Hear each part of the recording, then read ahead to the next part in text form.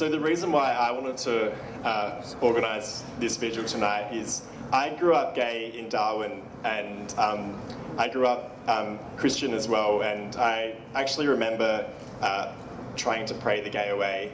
I remember being scared about that part of me and what it meant, and but most of all I was scared about somebody finding out. But luckily I live in Australia, and here in Australia I've never had to fear that the police are going to come after me or that the authorities may kill me. And I know not everybody in Australia has that privilege, and I also know that that privilege we have here in Australia was paid for by the blood of generations before us, who stood up and faced police batons, were arrested and got criminal histories because they were fighting for equality. And I'm so grateful for the freedom and the safety that I have here in Melbourne. But obviously not every member of the LGBTI community has that same privilege. And we know it's not just Chechnya. We know in Uganda and other countries, other people, our brothers and sisters and others are being killed because of who they are and because of who they love. So tonight, like Catherine said, is our opportunity to send them a message that we're hearing what's happening to you, and we believe it must stop, and we want to do something to help stop it. So together tonight, we're calling for action from our political leaders, and luckily we have a couple of political leaders here to speak to you a bit later on. Senator Janet Rice from the Greens and Danielle Green from Labor will be speaking. We invited a Liberal to attend, but unfortunately they couldn't be here. So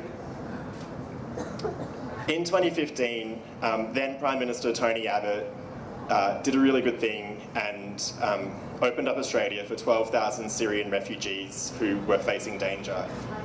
Right now, Australia has an opportunity to do something similar and to save lives. And so part of why we're here is we're calling on our Prime Minister to again open up Australia's arms and to accept gay and bisexual men who are in Chechnya and whose lives remain in grave danger. So thank you for coming along tonight. Before we hear from our political leaders, I'm going to invite Jack Giles to speak to you all. So Jack is a Melbourne man and is a co-producer of the award-winning documentary East Block Love. This movie was directed by his partner, Logan Mucha. The film explores LGBTIQ rights across Eastern Europe with a focus on activists from Russia and Belarus as they organise the Second Slavic Pride. East Block Love went on to be screened in the US, in Canada, in South America, here in Australia and throughout Europe, including at Amnesty International's Movies That Matter Film Festival at The Hague, as well as it was screened on Dutch television. During the production of this documentary, Jack formed close relationships with Russian and Belarusian LGBTIQ activists and worked with them to support their advocacy. Jack has also curated two Midsummer Premier Visual Arts events. One of them was Walk with Pride, which documented Pride events from across the globe, including Moscow Pride and Slavic Pride, and many other events throughout Eastern Europe. So tonight Jack will share with us his insights on the situation in Russia and his lived experience with activists on the ground and offer his perspective on what we can do to help. So welcome, Jack.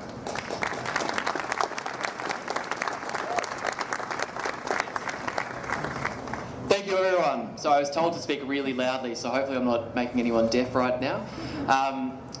It's so great to see so many people turn out for this event, and I know that people in Russia and Chechnya, if they hopefully can see this on social media when it goes live, will take that to their hearts.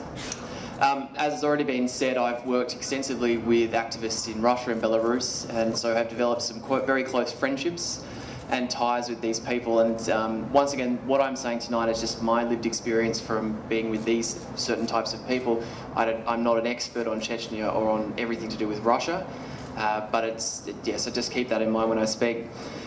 The one thing though that it has done for me is it's created a fundamental shift in how I understand not only pride events here in Australia, but also giving me some context for kind of, as it's already been discussed, the privilege we have here, even though we do have many struggles still to face in this country. Some of the things and stories that I came across quite extensively when I was speaking to activists in these countries, which have been echoed since we've been hearing some of the things coming out of Chechnya, are just things like men being rejected by their families or outed by people they thought they could trust and running halfway across the country to try and find safe havens in Moscow or St. Petersburg because they actually had nowhere else to go. Trans people who had to go through the process of being declared by the state that they were insane medically just so they can actually have a legitimate reason to transition by the state. So you can imagine after being declared insane that you're probably not going to be able to get a job or anything else like that because the state's made their call on what you are as a person. People living with HIV and not actually ever being able to afford the medication because the government don't subsidise it for anything that they need to manage their condition. And they've just accepted that fact. And then the countless stories of people who just want to get out of their country, but they can't. There's no avenues. So they know they just have to continue living in a country where their government hates them and treats them like they do, as do their citizens. And one of the most personal memories for me is watching as all my friends, who I'd been spending a lot of time with, be beaten up, thrown into vans by their government, kept in a cell for 3 days, all in the same cell with just food, so with just some bread, water and one toilet between them, for 3 whole days, waiting trial just because they would try to have a pride march to show who they are to their country. If you could imagine living in a country where you already fear your own citizens when you walk outside, imagine living in a country where your government exists and hates you, and hates who you are and hates your identity.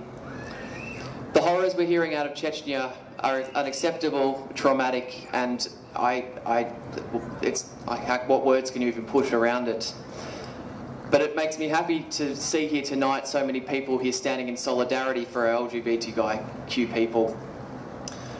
So now that I've painted this bleak, horrible, negative picture, because there's nothing really positive to say about it, and I don't regret doing that, the one thing I always come across when I'm talking to people about this situation, so I was on a panel a few years ago about this, and the question's always the same. Well, what do I do? What do I do about this situation, and what can I do on the ground here in Australia, because we're so far away? So I'm going to try and articulate that. I'm not maybe going to get it right, or people might disagree with me, but once again, I got the stand. The first thing I think is so important, it's something we probably take for granted in this country, is use the power of your vote. How can Australia stand here and say, let's be a model for other countries out there of freedom and democracy, if we then in the forward estimates are going to cut foreign aid from the federal budget, which we just saw last week? How can we stand here and say, let's be a leader and let's go and be a member of the United Nations Human Rights Council, but then shut down any conversation in the Senate, which Senator Rice tried to do just this week, about Chechnya and the situation happening there? And how can we stand there and say, oh, I care about LGBTIQ rights overseas, but then lock up LGBTIQ asylum seekers who try to come here and get a better life? But I'd also say, can we get your friends, because you're all here now proving that you're not just collectivists, and I'm not saying I think the online petitions have a place, but get people to do more than just click a link. Whether it's having a conversation at work, having a conversation at your next party, I'm sure you're going to be a favourite party member then, but I don't know. Or writing a letter to your state MP, federal MP or local councillor and demand to know what they're doing, not only about LGBTIQ rights in Chechnya or Russia, but also here in Australia, and what kind of stand they're taking, because it's really important that we do that and take advantage of the democratic society we live in. But if you're feeling helpless, because once again we spoke about that, Catherine's mentioned that before, if you're feeling helpless because we're so far away, and if you're feeling emotions right now about being upset about this situation and feel like what you do here has no impact over in Chechnya, use that energy and invest it in a local cause here. Support an organisation in Melbourne that is around LGBTIQ rights. Get involved with your Rainbow Network at work, or contact activists in actual Russia and see what you can do in terms of skills you can offer, or if you have the financial means, if you can donate money to them. One of the most important things, and things that I've always reflected on coming back from having conversations with these activists overseas, in Russia and Belarus in particular, is that they always complain, not complain, that's a bit negative, but they always say to me, can you please take the time to listen to what we need and not tell us what you think we need from your perspective, from your privileged positions that you live in your countries? Because the oppressed should have a voice, and we shouldn't be the voice for them. And I'm going to base this in a practical example. I was at an event documenting for some funding work for with some Russian activists, and there was an American Hollywood writer who wrote a quite, I'm trying to leave names out here, wrote a quite famous LGBTIQ film that went around the world, and he stood there and said to them, oh, just come out of the closet, just come out of the closet. Well, can you imagine how that's going to go in Chechnya if you just come out of the closet? So it's really important that you think about what these people are saying to you instead of putting your own values on them. So I think we should always be supporting one another within our community, inside and outside of Australia. And I think this means looking beyond the next hurdle and recognising your place in society. For me, this means recognising my privilege and listening to the lived experience of those who are struggling more than me. Whether that's in Chechnya or whether that's here, once again, whatever you feel you can do to help. And as a gay white man in Australia, I realise that means listening to pretty much everybody. Thank you to everyone who's come here tonight, and I hope that this can give some kind of glimmer of hope to people in Chechnya and Russia. Thank you.